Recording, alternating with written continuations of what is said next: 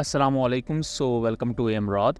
दोस्तों, आज की जो खबर है, जब वो आप सुनेंगे तो आप भी थोड़े परेशान हो जाएंगे, हैरान हो जाएंगे।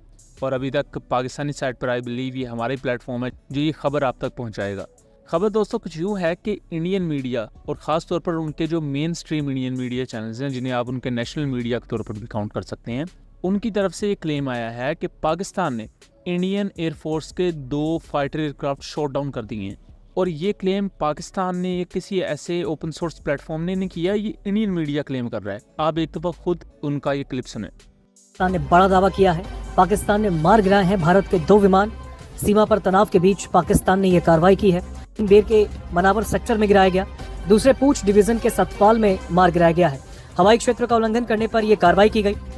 अब वैसे तो दोस्तों हमारा प्लेटफॉर्म इंडिया वालों ने बैन कर दिया है क्योंकि वो सच सुनने के ज़रा आदी नहीं थे। बट इंडियन मीडिया ये जिस तरह की रिपोर्टिंग कर रहा है, मेरे ख्याल से इंडिया को पाकिस्तान से खतरा कम है, इंडियन मीडिया से खतरा ज़्यादा है। लेकिन अगर इस क्लेम की तरफ आ जाएं कि इंडिया के 2 फाइटर एयरक्राफ्ट शॉट डाउन हुए हैं, जिसके बारे में वो क्लेम भी कर रहे हैं कि एक मनाली सेक्टर में जबकि दूसरा पूंछ सेक्टर में पाकिस्तान ने डिस्ट्रॉय किया है। अब ये फाइटर एयरक्राफ्ट हैं कौन से, इसके बारे में कोई भी कन्फर्मेशन नहीं है।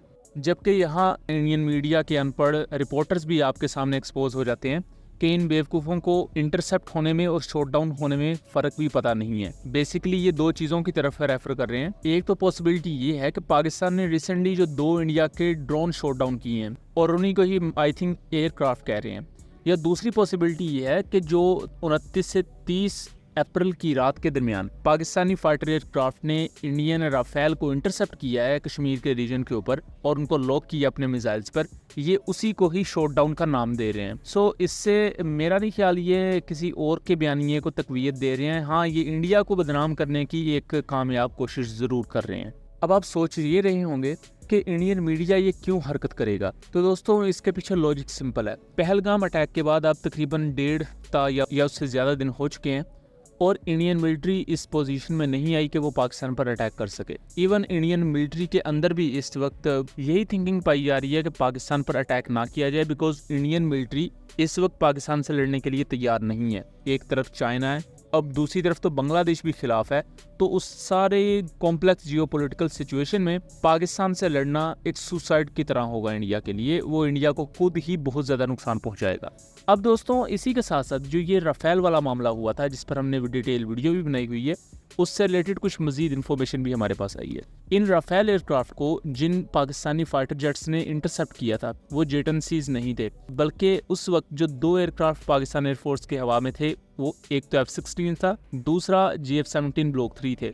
तो कहा यह जा रहा है हमारे सोर्सेज के मुताबिक, और ये कुछ ऑफिशियल सोर्सेज हैं एयरफोर्स की तरफ से, कि इन्हें GF-17 ब्लॉक 3 ने इंटरसेप्ट किया था, जिसके बाद राफेल एयरक्राफ्ट वापस पलट गए। और इंडियन एयरफोर्स में इसे कोई कामयाबी की तरह नहीं लिया जा रहा, क्योंकि जो आपका प्रीमियम एयरक्राफ्ट है, जिसके बारे में आप चाहते ही नहीं है कि दुश्मन को इसकी कोई डाटा पता लगे, दुश्मन के पास इसका कोई रिस्पॉन्स टाइम या किसी भी सूरत में कोई भी ऑपरेशनल डाटा दुश्मन के हाथ लगे, वो अब पाकिस्तान के हाथ लग चुका है, क्योंकि पाकिस्तान ने इस एयरक्राफ्ट को लॉक किया है और पाकिस्तान को अब इसकी बेसिक नो हाउ पता लग गई है कि ये किस तरह ऐसे वॉर सिनेरियो में रिएक्ट करेगा। तो उसी दौरान इंडिया के जो डेप्टी एयर चीफ हैं, एयर मार्शल सुजीत पुष्पकर धारकर, उन्हें कहा जा रहा है कि रिमूव कर दिया गया है। हालांकि उन्हें इस पोस्ट पर आए हुए सिर्फ 7 माह हुए हैं। लेकिन ये वो क्लेम है जो प्रो पाकिस्तान मीडिया कह रहा है, और उसके साथ साथ बहुत से ओपन सोर्स इंटेलिजेंस प्लेटफॉर्म्स भी क्लेम कर रहे हैं कि इस इंडियन एयरफोर्स की नाकामी के बाद उन्हें रिमूव कर दिया गया है या फोर्स रिटायर कर दिया गया है। लेकिन इंडियन स्टेट मीडिया यहाँ ये क्लेम कर रहा है कि उनकी सर्विस मुकम्मल हो चुकी थी 40 साल की, जिसकी वजह से उन्हें रिटायर किया गया।